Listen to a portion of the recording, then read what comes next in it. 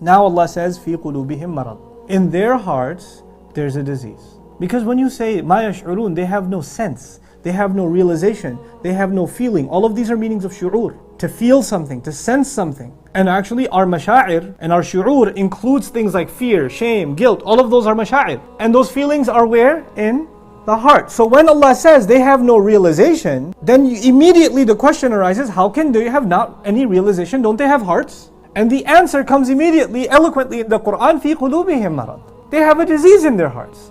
When you have a disease in your heart, like for example, some people have a disease and their senses die out in some parts of their skin. There are people who have had kind of surgeries in some part of their bodies, they can touch it, poke it, I don't feel anything. This is مَا يَشْعُرُونَ. Allah says, فِي قُلُوبِهِمْ مَرَضٌ. In their hearts there's a disease. The first disease is that which keeps them from realizing anything.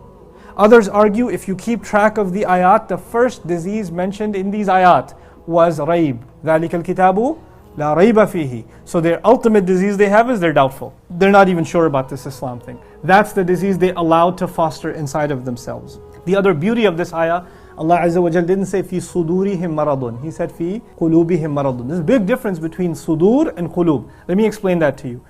I think most of you know Surah An-Nas. الَّذِي يُوَسْوِسُ فِي صُدُورِ النَّاسِ. We don't say الَّذِي يُوَسْوِسُ فِي قُلُوبِ النَّاسِ. If it said قُلُوبِ النَّاسِ, you would have translated the one who whispers in the hearts of people. That's not what it says. It says the one who whispers in the chests of people. Now there's a difference between the heart and the chest. The chest is actually a dharf, it's a place. The treasure inside this place is the heart. Shaitan has access not to your heart. Shaitan has access to your chest. Think of the heart as your home. And think of the chest as the fence around your home, the front porch, the backyard. Shaitan has access to your property, but he can't walk in until you open the door. The heart is your home, and that's locked. You can't let him in. But he will come and knock. Hey, you want to listen to something?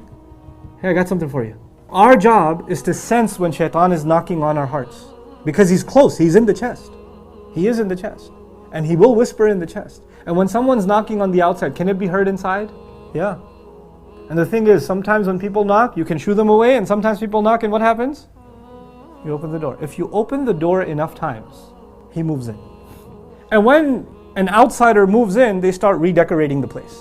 You understand that, right? And so what happens is, if you don't let him in, you have your own sense of what is beautiful. You have your own sense of what is good and what is not. Which colors are nice, what furniture is nice. But when you let the intruder move in, you come one day and the walls are pink and the furniture is green. And all the plates are purple. And what just happened here? Well, this is my taste. This is what I like.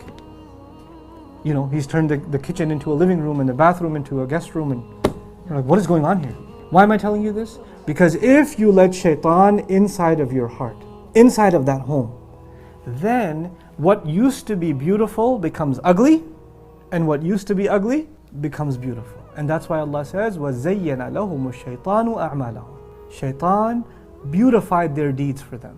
Shaitan cannot make anything ugly beautiful to you until he is where? Inside of your hearts.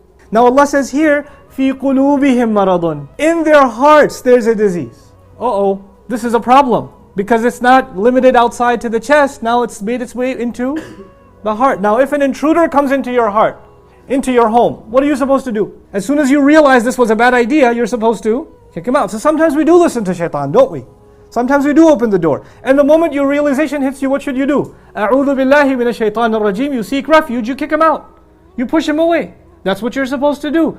But if you allow him to stay in, and you allow him to cook his way, and you allow him to stink up the place, then you know what? You're going to start getting sick. So now there's a disease inside of their hearts. The thing is though, Allah empowered every single human being. Inna ibadi laysa laka alayhim sultan. Shaitan was told to his face, my slaves, you will have no authority over them. He cannot force his way into your heart, and he cannot force his way to stay. The moment you say get out, he has to get out. So if you let him in and you let him stay, that's not because he has control, it's because you never kicked him out. Allah gave you every tool possible to kick him out. Just say a'udhu billah. Just make istighfar. He'll be gone. But you refuse to do it. And when you refuse to do it, Allah says, fine, have it your way. I'll let you keep going. فَزَادَهُمُ اللَّهُ مَرَضًا. Allah let them increase in their disease. You want to listen to shaitan? Go ahead, listen some more.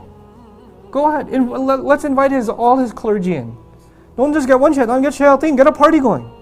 Let them all in, and let them do so much damage inside of your heart that even in the month of Ramadan, when the shayateen, what happens to them? They're chained. They've done such a redecoration inside of you that you're operating as though he's still there. He's autopilot.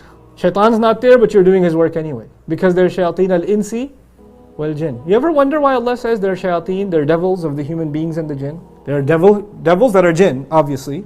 But how can devils be human? You know the human beings who let shaitan inside and let him stay for a long time? They become them. They convert. They just become shayateen. Subhanallah.